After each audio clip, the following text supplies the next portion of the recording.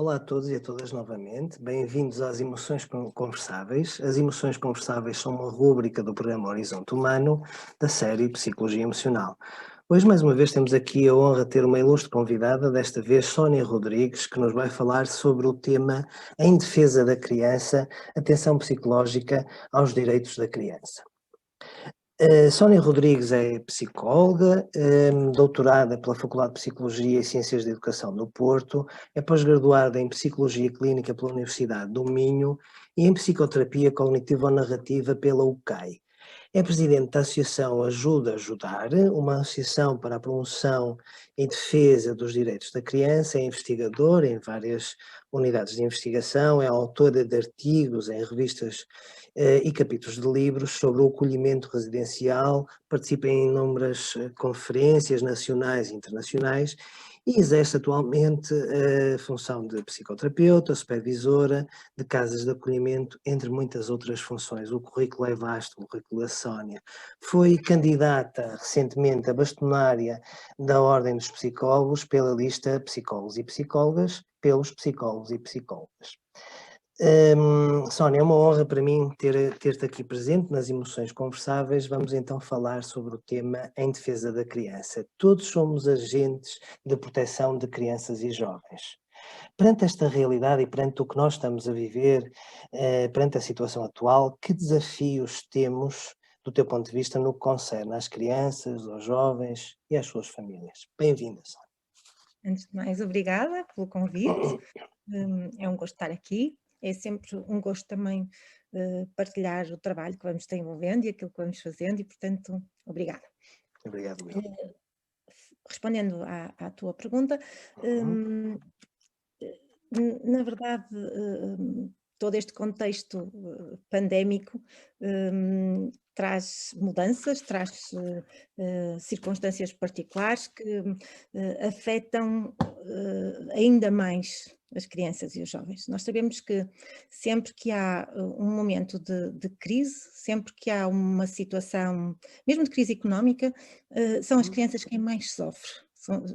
Nós sabemos que, por exemplo, na última crise que tivemos, a pobreza afetou muitas crianças, aumentou o número de crianças, por exemplo, acolhidas, retiradas às famílias, portanto, é sempre um momento complicado. As crianças, do ponto de vista psicológico, também ainda estão num período de formação, estão muito dependentes dos adultos e, portanto, não têm ainda todas as competências para se poderem defender, para lidar com os medos, com a ansiedade. Uhum. E, portanto, é lógico que aquilo que afeta os adultos afeta também as crianças. Como também não têm os mesmos meios para se defenderem, ficam mais suscetíveis nesta fase a situações de abuso, a situações de maltrato. Explicando um bocadinho melhor esta situação, nós percebemos logo, e essa até foi uma das causas que esteve na origem da Ajuda a Ajudar, Uhum. que logo pelas notícias que nos chegaram do One, que soubemos que a violência doméstica tinha aumentado e em especial a violência sobre as crianças. Portanto, quando... Desculpa interromper, tens uma noção dos números atuais, dos últimos relatórios, assim mais ou menos? Não sei dar números, nem penso que os haja. Uhum. Sei que já é, mesmo em Portugal, já é notório que houve esse aumento da violência doméstica e da violência sobre as crianças. O que te posso dizer é que realmente houve acolhimentos ainda durante o confinamento, e Uhum. durante o confinamento é também já conhecido que terá havido um aumento de situações de violência sobre crianças. Normalmente a violência sobre crianças, como nós sabemos, é em contexto doméstico, Uhum. dentro Uhum. de quatro portas, Uhum. as crianças são muitas vezes vítimas da sua própria família, hum, e o que costuma acontecer normalmente é que nós que sabemos destas situações através dos professores, através Uhum. dos médicos, quando as crianças vão às consultas regulares, nas urgências dos hospitais, quando uma criança é levada com a desculpa que terá tido um acidente e depois os médicos percebem que não foi bem assim, que foi um ferimento infligido por alguém. Portanto, são normalmente as pessoas próximas, a família mais afastada, mas que convive com as crianças, que se apercebem das situações, um vizinho. O que é que acontece quando nós Estão estamos todos todas fechados mais em casa? encobertas, não é? Estão todas Exatamente. muito Quando mais. estamos todos fechados em casa, ninguém está com ninguém, ninguém se apercebe destas situações, os adultos estão mais tensos, pode haver alguma tentação para maior consumo de álcool, que nós sabemos que também pode precipitar. E que está a aumentar, também há indicadores de que está a aumentar, não é? Exatamente. Em situações de crise também é recorrente, não é? Claro.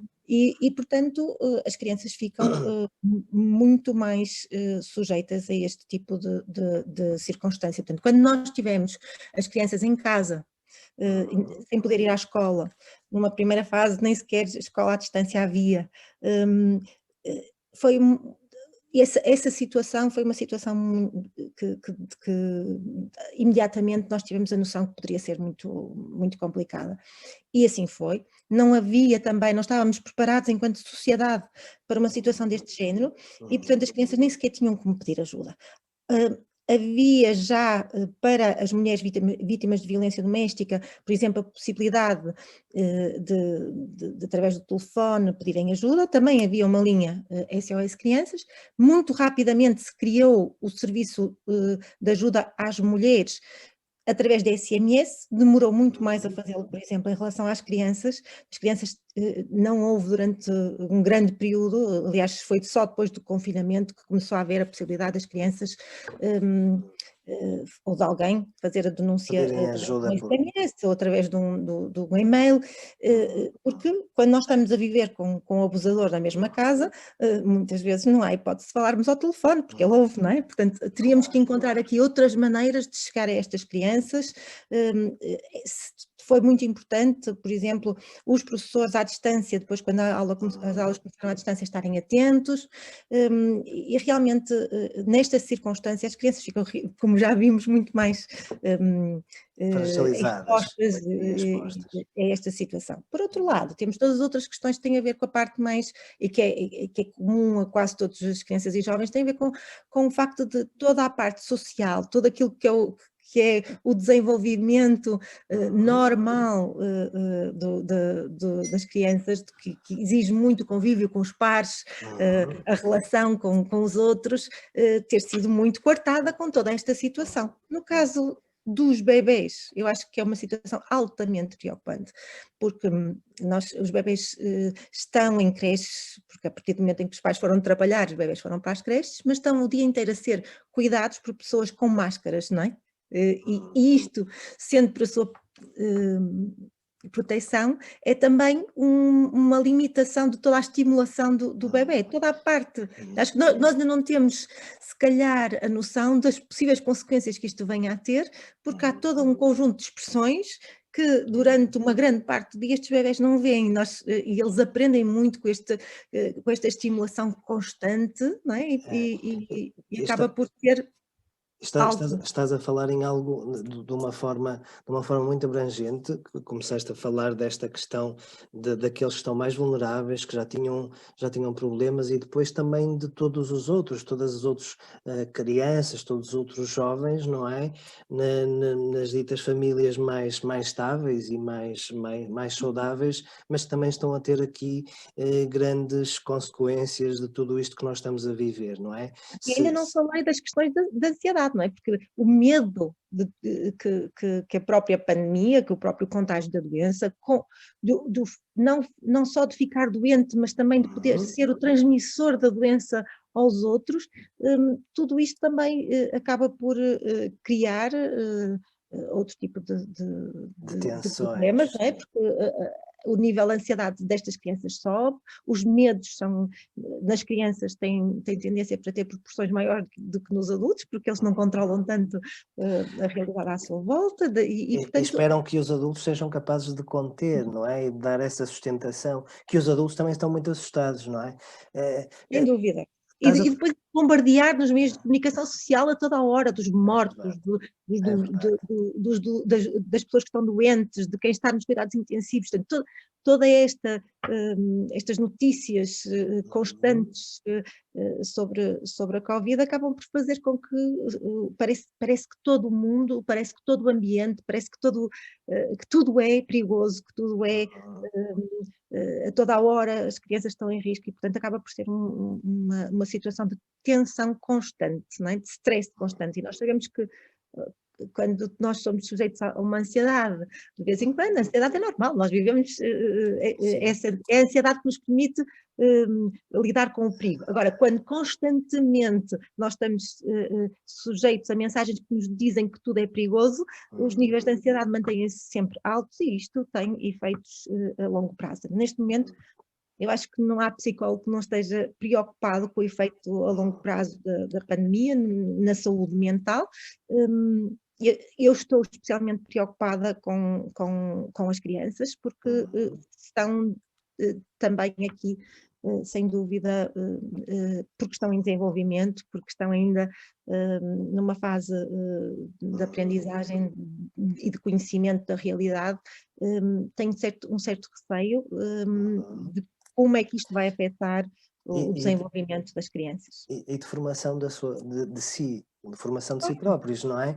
Como é que estavas a dizer algo que é muito, muito importante e que nós defendemos a importância da relação, da interação, do contacto visual, de poderem ver o rosto, No caso dos adolescentes, da intimidade, do poderem namorar, do contacto físico, tudo isto são as diferentes fases de crescimento, porque nós somos um bicho da relação, não é? Portanto, nós precisamos de estar com os outros e neste momento isso está muito limitado, mesmo na escola, os miúdos, ok, agora vão à escola, mas continuam a estar muito separados, eles não se podem tocar, não podem estar muito juntos e isto certamente que trará consequências. Há muitas crianças também mais deprimidas, depois ficam muito presos ao contacto através das redes sociais e isso traz outros perigos, não é? Nós sabemos também que as questões do ciberbullying também aumentaram durante a pandemia. Portanto, e das dependências digitais, não é? Claro. Se realmente todo este contexto é um contexto complexo, para os adultos, para as crianças muito mais, sem dúvida. Estava-te a ouvir e ainda nessa reflexão geral do que está a acontecer, não é? De pensares o contexto, e acho que fizeste uma belíssima síntese por assim dizer, um diagnóstico do que está aqui a acontecer, não é? Em vários contextos, pensando na realidade da criança, dos jovens e das suas famílias. Se calhar a par de todas estas medidas que nós estamos a ter, de questão de saúde, de higiene, de cuidados, deveríamos começar a pensar desde muito cedo na prevenção destes danos emocionais, não é? E da questão da saúde mental, como cuidar a saúde mental. E a saúde mental deveria estar logo, desde o início, numa primeira linha, não é? Porque realmente os dados estão aí, não é? O mal-estar está aí e se não começarmos a trabalhar vamos ter maiores dificuldades porque as coisas vão acontecer, não é? Há aqui um erro que todos nós cometemos, que é o separar a saúde mental da saúde em geral, não é? Saúde global. Quando eu digo saúde mental, é saúde geral.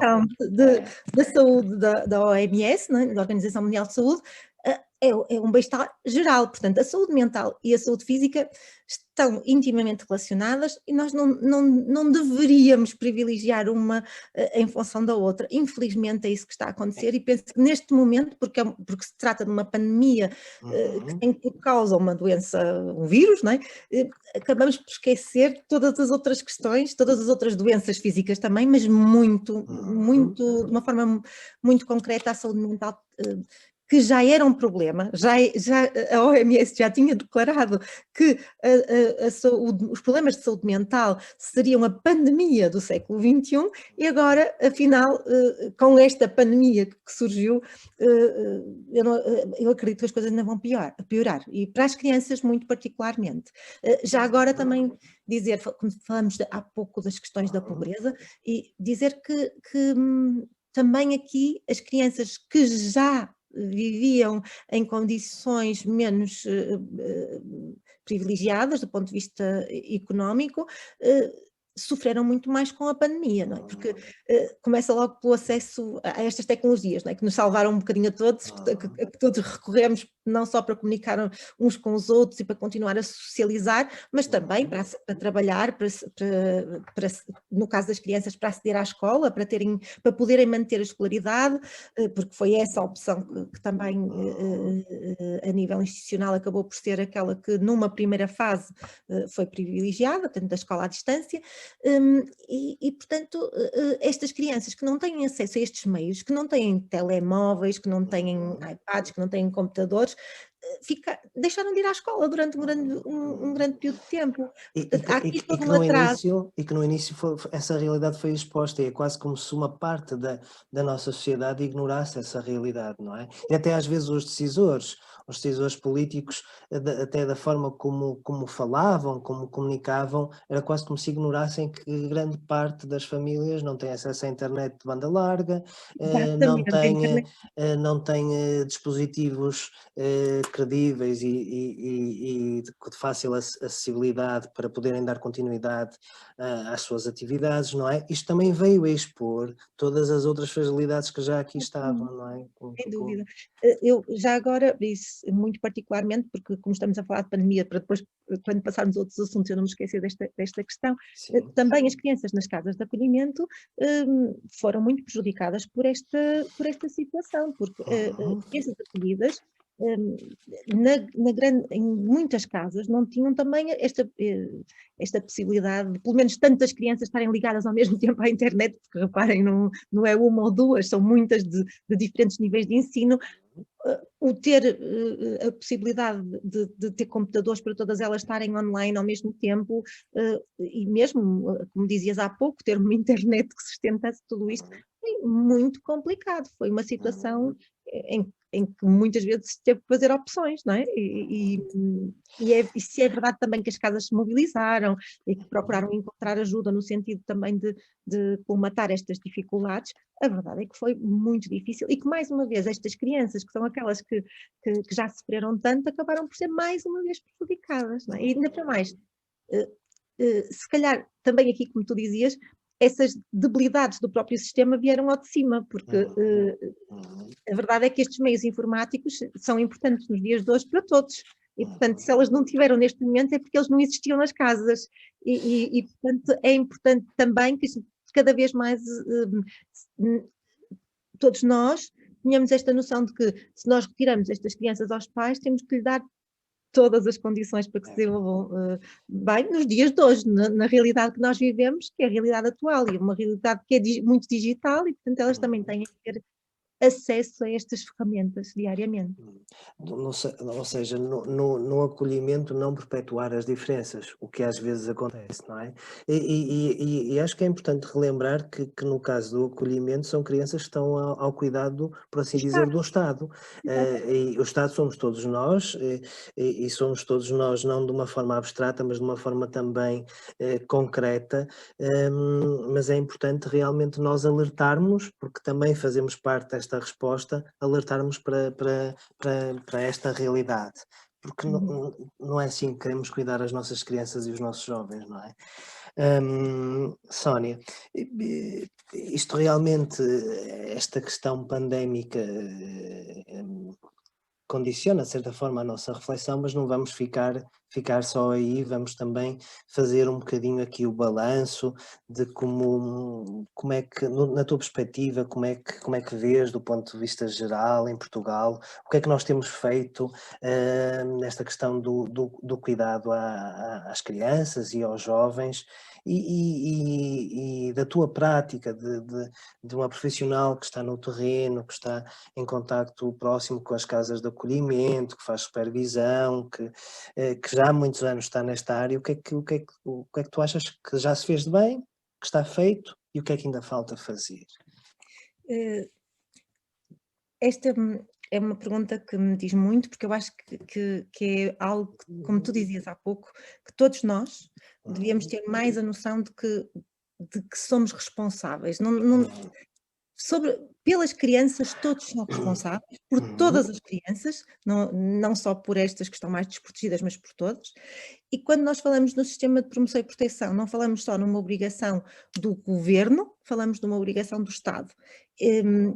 Portugal assinou a Convenção sobre os Direitos das Crianças há 30 anos, portanto, a Convenção sobre os Direitos das Crianças é a lei a nível mundial mais ratificada universalmente, ou seja, todos os países do mundo, menos um, assinaram a Convenção sobre os Direitos das Crianças, portanto, obrigaram-se a cumprir, ratificaram a Convenção, obrigaram a que a sua própria lei interna obedecesse aos princípios da Convenção sobre os Direitos da Criança, todos menos um. Sabes qual é aquele que ainda não assinou a Convenção? Por acaso não. Os Estados Unidos da América. A sério? Verdade. Países como a Serra Leoa, a Libéria, todos esses países já assinaram a Convenção, menos os Estados Unidos. Tem a ver com o facto de, em alguns estados, persistir a pena de morte para crianças e o direito a que as crianças sejam julgadas como adultos. Isto acaba por ter implicações, porque isso não permite que seja assinada a Convenção. A Convenção, como é lógico, não permite essa situação. Estava a ouvir e estava a pensar, a assinatura é importante e nós sabemos que a assinatura também já é, em parte, um compromisso, mas não podemos deixar de pensar que depois também há uma distância muito grande entre o discurso e a prática, entre o que se assina e o que se faz, não é? Então a realidade é realmente muito complexa. Porque a Convenção é realmente um documento importante e nós deveríamos ter a Convenção como... E deve ser o eixo, não é? Deve ser um eixo. E a verdade é que a nossa lei de promoção e proteção, pelo menos a partir de 2015, que foi quando foi feita a última grande revolução, se quisermos, na lei, é extremamente positiva. Eu diria que é uma lei muito progressista no que diz respeito aos direitos das crianças. Portanto, temos uma lei de proteção e promoção que não nos envergonha de maneira nenhuma, que é uma lei que poderia permitir-nos fazer um trabalho fantástico. É uma lei que, com as comissões de proteção de crianças e jovens, envolve a própria comunidade neste cuidado. Portanto, estamos perante nós temos já o substrato, temos a lei para poder fazer bem. Como em muitas outras coisas neste país, temos a lei, mas depois não a cumprimos. E a verdade é que nós não cumprimos a lei. E no caso da Lei de Proteção de Crianças e Jovens, por exemplo, ao nível da regulamentação do acolhimento residencial e do acolhimento familiar, foi preciso esperar até ao final de 2019 para sair essa regulamentação, ou seja, não se podia cumprir a lei de 2015 porque ainda não havia a regulamentação até 2019, deveria ter saído logo a seguir e só saiu 4 anos depois. Mas também não se resolveu o problema, porque depois a regulamentação remeteu para uma portaria, que no caso do acolhimento familiar só saiu o mês passado, e no caso do acolhimento residencial ainda nem sequer saiu. Portanto, nestas duas áreas, nem sequer ainda se consegue cumprir a lei de 2015. Por outro lado, nós temos sempre que pensar que o sistema de promoção e proteção no nosso país, e muito bem, consagra antes de mais o direito da criança à sua família e a verdade é que isto vai de encontro àquilo que a ciência nos diz. Aliás, também na nossa lei está feita e foi feita com a colaboração de várias áreas da ciência, com impacto nas crianças, foram ouvidos vários peritos, foram ouvidas várias associações e, portanto, na verdade, também isso contribuiu para que o saber científico estivesse explanado na lei, portanto, informasse a lei e, nesse sentido, ela seja uma excelente ferramenta. O que diz a lei, de acordo então com a ciência, é que o melhor para as crianças é estarem com as suas famílias. E, portanto, nós deveríamos fazer tudo para manter as crianças nas suas famílias. A nossa lei também diz que nenhuma criança pode ser retirada à sua família por uma questão de pobreza. Como é lógico, o superior interesse da criança deve levar a que esta família seja apoiada para que a criança não tenha que sair da sua família, não é? Se há afeto, se a família cuida bem desta criança, se a criança não está em perigo, não há por que retirar à família. Portanto, aí o Estado deveria, e a lei diz isso, apoiar a família para ela poder manter-se como um bom apoio daquela criança. Mesmo nas situações de risco, a primeira intervenção deve ser junto da família. Deve ser sempre um apoio dado à família para que a família consiga ultrapassar as suas dificuldades e para que possa, de alguma forma, manter-se a criança, ainda que com supervisão, por exemplo, das comissões nacionais, das comissões locais de proteção de crianças e jovens, para que e depois há várias outras entidades, os CAFAPs, por exemplo, que trabalham com as famílias, as equipas de RECI, portanto, há vários mecanismos que a nossa sociedade tem para apoiar as famílias, no sentido também de permitir que as próprias famílias possam manter as suas crianças e principalmente que as crianças possam estar na sua família. Portanto, a retirada à família deve ser sempre a última opção. Portanto, não se retira uma criança à sua família, e eu tenho a certeza que neste país isso não é uma coisa que se faça certamente de ânimo leve, não se retira uma criança à sua família se houver outra possibilidade, se não se considerar que aquela criança está em perigo e que realmente é necessário ser retirada. Portanto, deve ser sempre a última opção. E mesmo quando retiramos, a criança continua a ter direito a uma família. Portanto, a primeira opção deveria ser sempre uma família de acolhimento. Nunca um acolhimento residencial, porque isso implica que a criança vá viver para uma instituição. Uma instituição, por melhor que seja, não consegue imitar as características de uma família. E a nossa lei diz que, especialmente no caso das crianças com menos de 6 anos, essas crianças deveriam ir sempre para acolhimento familiar. Diz mais, diz que para que elas não vão para acolhimento familiar, deveria haver uma justificação concreta para que não fossem. O que acontece é que, neste momento, essa justificação é muito fácil de dar. Não há famílias de acolhimento. Não há famílias de acolhimento para colocar estas crianças, mas não as há, porque se eu me for inscrever à Segurança Social para ser família de acolhimento, até há bem pouco tempo, pelo menos, até o mês passado, e penso que ainda subsistirá, porque ainda não estão as coisas em prática, provavelmente o que me diriam é que não tenho condições para receber a minha candidatura à família de acolhimento. Ou seja, acabamos por... E isto acontecia porque não havia a regulamentação e faltava a portaria também. Portanto, como não há ainda essas entidades enquadradoras do acolhimento familiar, não estamos a aceitar novas famílias de acolhimento, como não há famílias de acolhimento, não se podem pôr as crianças em famílias de acolhimento. E, portanto, estamos mais uma vez a incumprir a nossa lei. Estava-te a ouvir e estava a pensar realmente que a institucionalização é o último recurso, sem dúvida.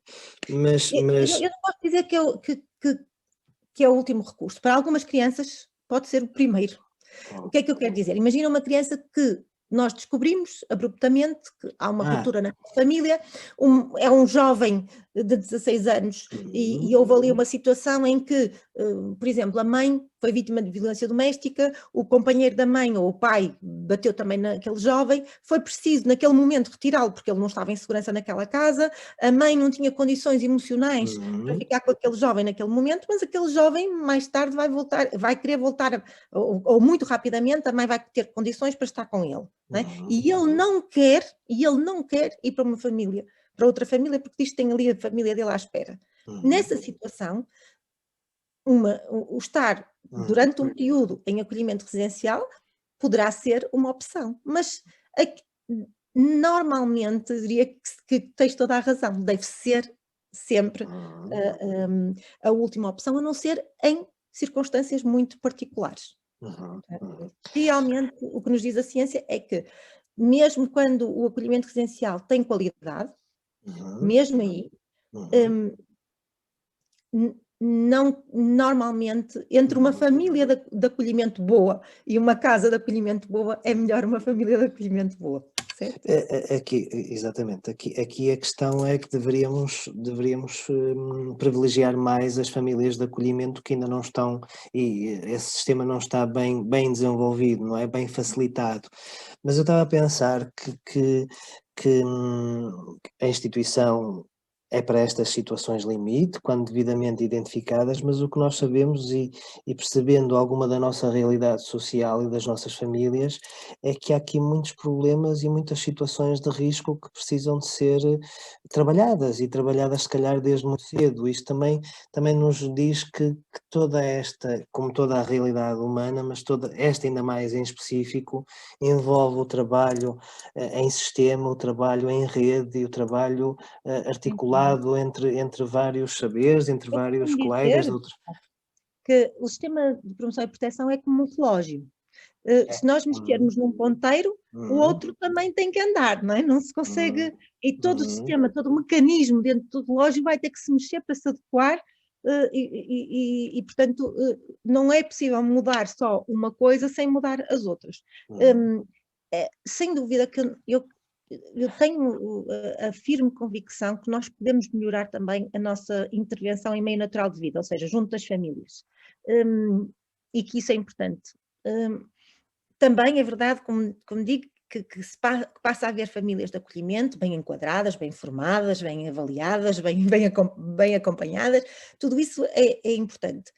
Nós não nos podemos esquecer que neste momento nós temos 98% de crianças, daquelas que são retiradas, 98% vai para acolhimento residencial. Nós temos cerca de 7.000 crianças em acolhimento residencial. São menos e tem vindo a descer ao longo do uhum, tempo, mas tem vindo a descer porque nós temos vindo também a retirar menos crianças uhum. às Às famílias, o que é famílias. bom, o que é bom. Agora, precisamos de aumentar, porque na verdade o acolhimento familiar tem descido, não é? Uhum, Porque, também, portanto nós precisamos de aumentar o acolhimento familiar em proporção ao acolhimento residencial, ou seja, uhum, que em vez de estar a colocar as crianças em acolhimento residencial, colocá-las em acolhimento familiar. Mas uhum, também precisamos nos casos em que as crianças estão retiradas, como muitas destas crianças têm um projeto de promoção e proteção, até há pouco tempo chamava-se projeto de vida, de uhum, reintegração familiar, ou seja, elas estão ali naquela casa de acolhimento, mas estão só durante o tempo necessário, e deve ser só mesmo durante o tempo mínimo necessário, para que a família consiga recuperar, para que a criança possa voltar para o seu contexto familiar. Por isso uhum, é que o seu projeto de promoção e proteção é a reintegração familiar. uhum. E há um grande número de crianças que têm este projeto. Se isto acontece, então nós temos que trabalhar com as famílias para que elas possam melhorar. Uhum, E este trabalho é que ainda não está a ser muito bem feito. uhum, O que depois faz com que, nas avaliações constantes que é feito do processo da criança, uhum, se vá novamente dando uma nova medida, de prolongando a medida de acolhimento residencial. E por isso é que nós temos, infelizmente, crianças que estão muito tempo em uhum. acolhimento residencial e algumas que crescem a vida toda em acolhimento residencial. Porque no fundo as causas da origem mantêm-se, não é? A pobreza tem aumentado e nós sabemos que a pobreza tem aumentado, os problemas com o álcool, Oh, como Rita, mas não falaste. podemos esquecer que a pobreza não pode ser razão para retirar-se, certo? Não, Mas não, a pobreza sem nós sem sabemos sem que a dúvida, verdade é esta. O grande problema é que, muitas vezes, associada à pobreza, vêm outros riscos. vem Vem tudo como o exatamente. alcoolismo, vem o consumo de estupefacientes, vem, se calhar, um Todas nível essas. educacional mais baixo, vem, Uhum, se calhar, alguma incapacidade para lidar ou para ter acesso, por exemplo, a meios de saúde, uhum, vem menos condições de higiene uhum, e repara que o principal motivo para a retirada uhum, é a negligência. uhum, Não são os maus tratos físicos, nem o abuso sexual, que normalmente são aquelas duas coisas que nos vêm logo à cabeça, não é? uhum, Não, a grande parte destas crianças é retirada por negligência.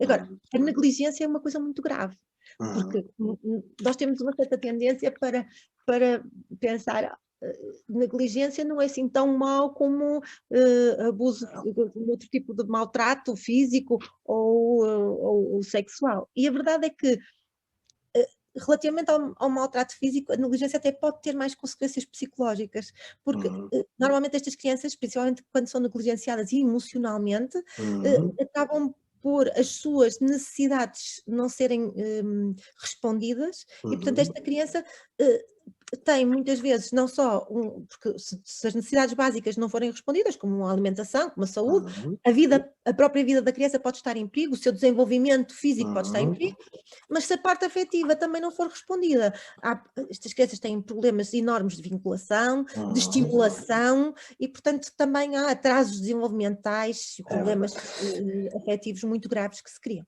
E se calhar também podíamos reforçar aí a questão da importância das necessidades emocionais básicas, não é? A proteção, a nutrição afetiva, a aceitação, a liberdade de exploração e a expressão do seu mundo, não é? O reconhecimento e a valorização, não é? E quando estas necessidades emocionais básicas não são acolhidas e nutridas, surgem as feridas emocionais, não é? Que vem a rejeição, o abandono, a humilhação, tudo isso. Exatamente. E isso condiciona muito a possibilidade daquela criança vir a desenvolver-se de acordo com todo o seu potencial, ou seja, aquela criança pode ter danos, não é? que podem ser irreversíveis até, se depois não houver se não aqui forem cuidados logo no início. Terapêutica de alguma maneira. Não é? Por isso é que também é muito importante quando estas crianças são retiradas e são colocadas, como já vimos, a sua maioria em casas de acolhimento, que haja aqui um trabalho também muito intencional de ajudar estas crianças a recuperar esses traumas e essas situações que vivenciaram, para que possam melhorar o mais possível e atingir o seu potencial por inteiro. Deixa-me só voltar atrás, porque há bocadinho falaste de uma coisa muito importante, e depois, como eu queria ainda falar de como é que é constituído o sistema de promoção e proteção, acabei por não falar dessa questão. Eu não falei todas as medidas do sistema de promoção e proteção, não falei da adoção, falei estamos a conversar no geral. Estamos assim, mas pronto, estávamos a seguir este curso de ideias, depois mais tarde, se fizer sentido, também podemos lá ir. Mas é muito importante que a gente não pense só nesta perspectiva remediativa. Quando nós estamos a retirar crianças à família, quando nós estamos até a intervir em meio natural de vida, dando apoio àquela família para que o risco desapareça, nós já estamos a remediar. E o problema é esse, é que nós devíamos estar a prevenir. E é aí que a questão da pobreza faz todo sentido, não é? É aí que nós temos que realmente estar muito atentos. E há países em que esta atenção à família começa logo, e nós também já vamos muito nessa linha, por exemplo, no apoio que damos às grávidas, não é? O facto de todo o nosso Sistema Nacional de Saúde é muito importante a esse nível, porque o facto de nós termos um Sistema Nacional de Saúde gratuito permite-nos esse acompanhamento constante.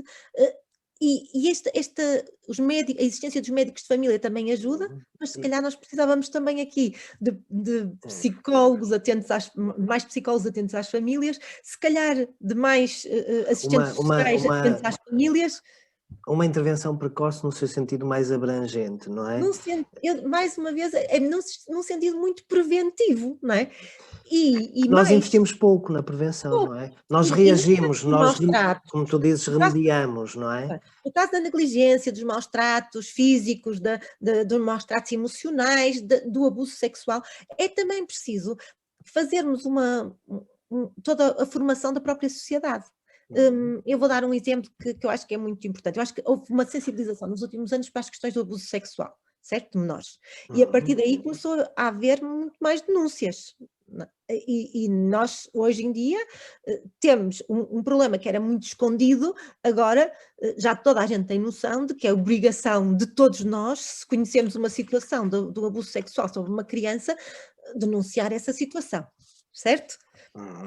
Embora também seja verdade que muitas ainda são encobertas no próprio contexto familiar, mas já começamos a encontrar aqui uma outra perspectiva sobre isso. Mas sobre o maltrato físico, nós ainda consideramos apenas maltrato físico uma coça, certo? Uma coisa assim, um maltrato que deixe marcas. Que já é o No limite dos entanto, limites. mas a verdade é que a nossa lei diz que uma palmada é um maltrato. Hum? E esta questão da dita, e eu tenho que fazer assim, dita palmada pedagógica, é algo que tem que ser muito bem explicado ou às pessoas em geral, e repara, isto até acontece em níveis da sociedade com algum nível educacional, não é? Porque isto é muito cultural, que realmente não tem nada de pedagógico.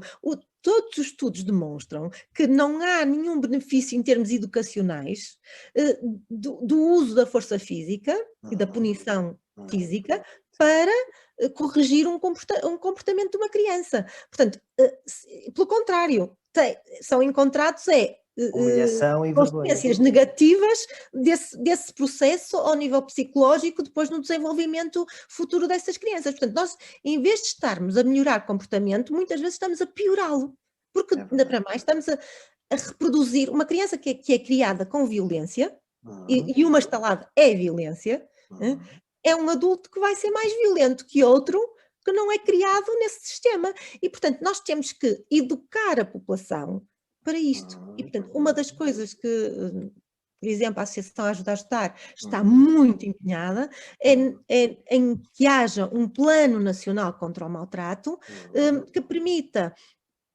chegar a todos. E quando eu digo chegar a todos, é chegar a todos. É chegar às próprias crianças e começar desde o jardim infantil a educá-las no sentido de que não se pode usar a violência física e ninguém pode abusar delas dessa forma. Portanto, o permitir que as próprias crianças comecem a ter consciência que isso é um direito delas, e depois todos os profissionais que estão envolvidos direto ou indiretamente com crianças, e aí falamos, repare, tanto dos professores serem formados nesta área, os educadores infantis, mas também os polícias, também os médicos, também os advogados, também os jornalistas, por exemplo, que precisam A questão da tudo. comunicação, como se faz, não é? Isso é Exatamente. essencial. Nós vemos constantemente na nossa comunicação social os direitos das crianças serem postos em causa quando elas são fotografadas de determinada maneira, expostas. Negligenciados, quando a própria comunicação social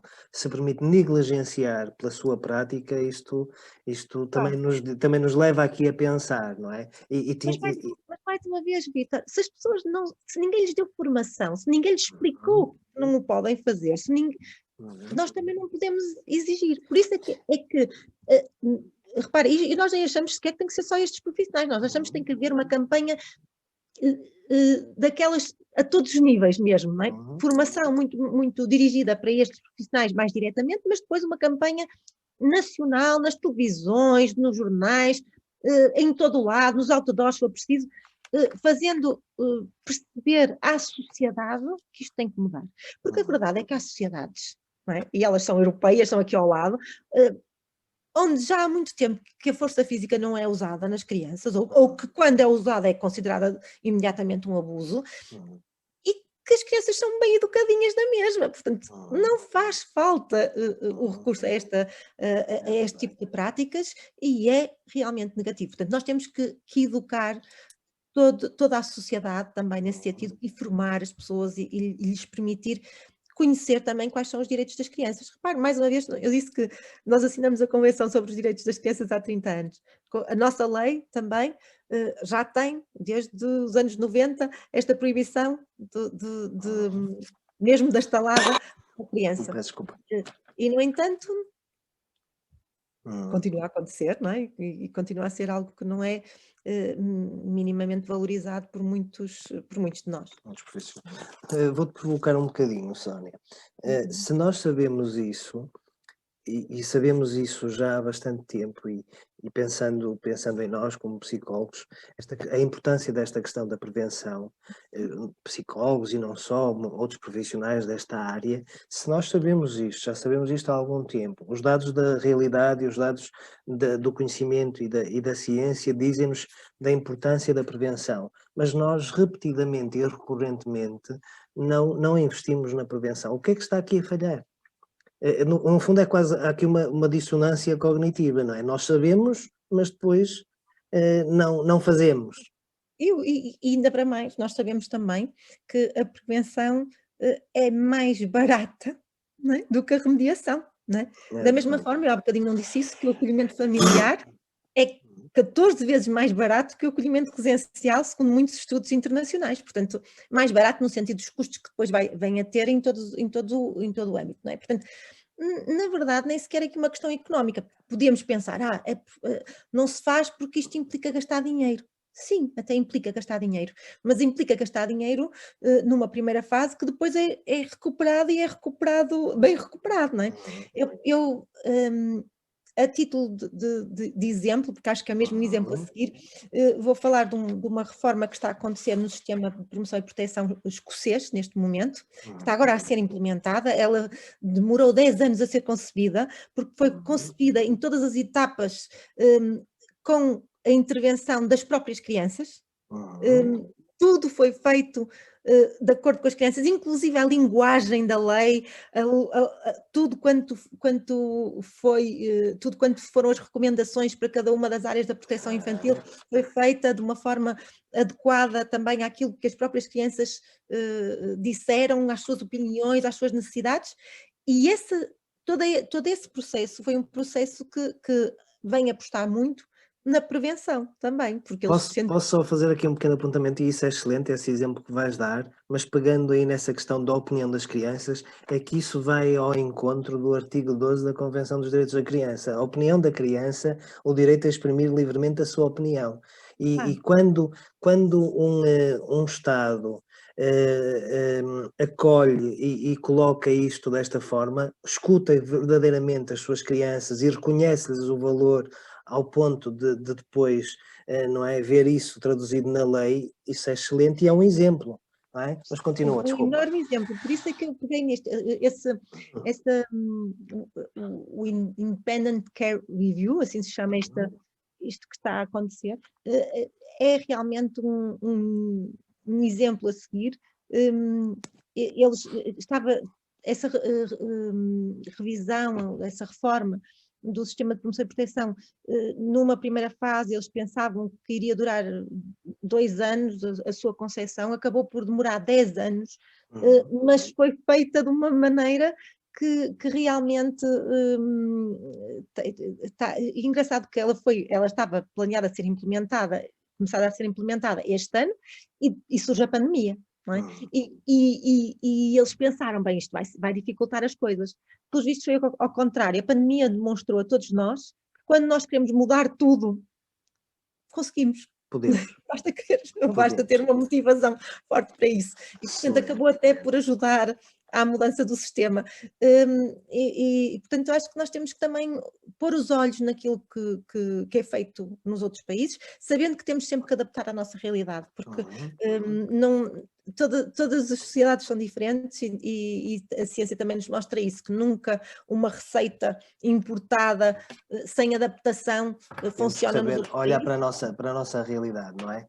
Mas nós também, agora, cada vez mais também temos a própria academia interessada em estudar estas questões, há especialistas nas diferentes áreas da promoção e proteção, tem havido também algum interesse em ouvir estes especialistas, portanto devemos trabalhar todos em conjunto para fazer melhorar o sistema, sempre de acordo com aquilo que é o superior interesse da criança, que é uma coisa muito difícil de definir, não é? O professor Paulo Guerra, o juiz Paulo Guerra, costuma usar o termo melhor interesse da criança, porque realmente ajuda-nos a compreender melhor o que é que isto quer dizer, não é? A verdade é que nós ainda não conseguimos, e a adoção é um bom exemplo disso, priorizar a criança. Muitas vezes os nossos juízes vão adiando a decisão de decretar a medida de adoção para uma criança, porque esta questão do vínculo biológico ainda parece ter muita força. Agora, parece que se está sempre à espera que a família mude, vai-se dando hipótese e mais hipótese à família para mudar, a família muitas vezes também não se intervém com a família o suficiente para mudar, está-se à espera que a família mude por obra e graça do Divino Espírito Santo, o que não acontece, e o tempo vai passando, e o tempo da criança como diz o juiz Armando Leandro, o tempo da criança não é igual ao nosso. O tempo para as crianças passa muito depressa, elas crescem muito depressa, como ele diz, esse é o principal defeito das crianças, é que elas crescem muito depressa. E, portanto, nós temos que perceber que há aqui decisões que têm que ser tomadas e que têm que ser tomadas atempadamente. Uma decisão, no caso da promoção e proteção, não é só boa por ser a melhor decisão para aquela criança, é também boa por ser atempadamente tomada a melhor decisão para aquela criança, e isto torna as coisas mais difíceis. Não há tempo a perder, não é? Não há Nestes tempo. casos não há tempo a perder. Mas porque estamos a falar do tempo, o tempo passa rápido e nós estamos quase a terminar. Quando a conversa é boa, quando a conversa é boa, isto voa. Até fiz aqui uma rima. Mas acho que é mesmo isso, acho que é isso que eu estou a experimentar aqui agora contigo. Mas gostava de te ouvir ainda antes de terminarmos, que nos falasses um pouco desta associação que presides, que recente, da ajuda a ajudar, quais os seus propósitos, a sua visão. Apresenta-nos um pouco essa associação. A Ajuda a Ajudar surgiu exatamente durante a pandemia. Houve um colega nosso, psicólogo, que é estatístico, trabalha na faculdade, é o Pedro Teixeira, trabalha na Escola de Medicina da Universidade do Minho e começaram logo a analisar os artigos que vinham do ano, ainda no início, ainda não tinha cá chegado o vírus, e perceberam então esta questão da violência doméstica. E ele, alertado para esta situação e percebendo que não estavam a ser tomadas medidas para proteger as crianças, criou um grupo de amigos, que na altura foi mesmo assim, cresceu em bola de neve, um foi chamando o outro, para falarmos sobre estes assuntos, recorrendo ao Zoom, não é? estas tecnologias, e para podermos propor à sociedade medidas que permitissem minimizar estes problemas que nós sabíamos que iriam acontecer. Nessa altura, nós pensamos que este grupo iria funcionar só durante aquele período. Fizemos um manifesto, chamamos-lhe Manifesto Ajuda a Ajudar, foi um manifesto às entidades com competência nesta área, para que tomassem medidas de promoção. Começamos também a fazer várias ações de sensibilização da opinião pública para esta necessidade, usando as redes sociais, essencialmente, e começamos a perceber que, na verdade, havia aqui um espaço vazio para este tipo de trabalho. Até muito por comparação com aquilo que acontecia, por exemplo, no que diz respeito à igualdade de género, por exemplo, no que diz respeito às problemáticas de outras minorias, LGBT+, por exemplo, porque o que nós percebemos foi que essas entidades são entidades que fazem advocacia. Este termo é um termo que em Portugal não se usa muito com esta finalidade, mas é o advocacy, o lutar por uma causa, o defender uma causa de todas as formas necessárias, não é? Fazendo, eu vou usar um termo se calhar assim mais duro, que é pressão, para que as coisas mudem, no sentido de que os direitos dessas minorias, ou os direitos dessa população, neste caso das crianças, também são de alguma forma uma minoria na nossa sociedade, para que os seus direitos sejam respeitados. E foi nesse sentido que percebemos que pelo menos, embora é verdade que existem entidades que visam o melhor interesse da criança, sem dúvida, mas todas elas de alguma forma estão comprometidas de alguma maneira com o governo, com as entidades mais públicas, ou vivem de fundos que existem, e nós quisemos criar uma associação que tivesse a independência necessária para poder dizer aquilo que nós achávamos que tem que ser dito, sem estarmos presos a essas amarras, se quisermos. Portanto, nesse sentido, a Ajuda a Ajudar é uma associação para a defesa e promoção dos direitos das crianças, que no fundo nós estamos ainda a constituir-nos, ela já existe, já tem órgãos, mas ainda não tem associados. Essa campanha de termos associados vai iniciar-se dentro de breve tempo, e a ideia é criarmos aqui uma associação o mais poderosa possível, que tenha a força necessária para defender estas causas que sentimos que normalmente que precisam de voz, não é? precisam, nós sentimos que precisamos de alguma maneira de ser a voz das crianças que não têm voz, não é? E portanto, sempre que há uma situação que nós percebemos que está a afetar as crianças, que está a pôr em causa os seus direitos e que não está a haver a resposta adequada, então nós damos voz a esse problema. Só dizer que na Associação Ajuda a Ajudar, nós fizemos questão que haja um conselho consultivo de jovens, de crianças e jovens. Ou seja, a associação, tudo aquilo que a associação decide e faz, tem também em conta a opinião destas crianças e jovens. E são crianças e jovens que vêm de diferentes proveniências. A ideia é ter nesse conselho sempre crianças que vêm do acolhimento residencial, que vêm do sistema de promoção e proteção, portanto, que viveram, que sabem o que é essa experiência, e todo o tipo de crianças, no fundo, porque importa-nos a nós também ter este conhecimento de quem vive as situações. Eu estava-te a ouvir e estava a pensar, procurar, é muito forte a mensagem que deixas, ser a voz das crianças que não têm voz, mas também ser a escuta do que elas têm para dizer, não é? E se calhar é isso que nos está a faltar. Eu hesitei em dizer ser a voz das crianças, porque a verdade é esta, nós temos que lhes dar voz a elas, não é?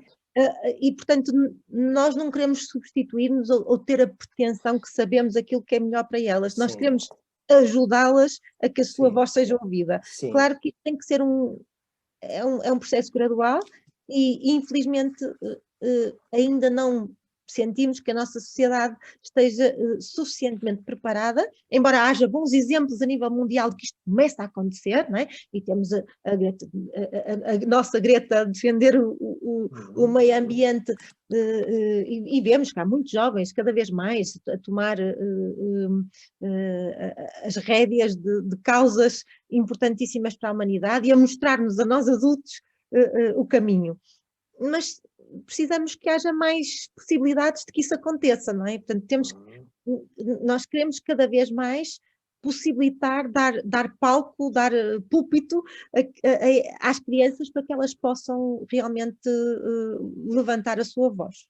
Para que possam ser voz e quando não têm voz, poderem ser vocês e outros, e todos nós, até rima, a voz de quem não tem voz, que possamos ser escuta também, mas que depois, com a voz delas, com a voz própria delas, não é? Elas também possam participar no diálogo de livre direito, não é? E por inteiro.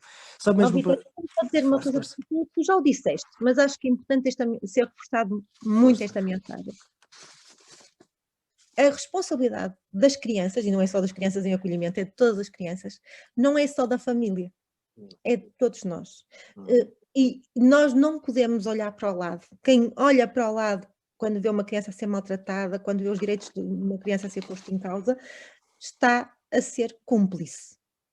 E, portanto, qualquer crime, qualquer violação, qualquer abuso de uma criança, qualquer maltrato a uma criança, obriga-nos a denunciar essa situação. E isto é muito importante, obriga-nos, porque temos essa obrigação. Somos todos responsáveis por defender os direitos das crianças e isso é muito importante que fique muito claro, porque isto não é só a missão da Ajuda a Ajudar, isto tem que ser a missão de toda a gente. Não podemos fazer de conta, não é? Que a realidade nos tem. E pegando nessa tua deixa, e porque somos psicólogos e estamos a pensar e refletir também a partir desta nossa ciência e desta nossa arte, que é uma ciência e uma arte, qual é que achas que é o papel da psicologia na defesa e implementação dos direitos da criança?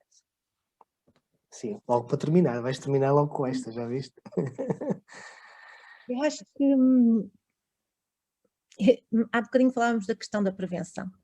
E se nós somos os profissionais que estão ligados a toda esta questão também do bem-estar, do conhecimento do ser humano, então temos que começar onde as coisas começam, não é?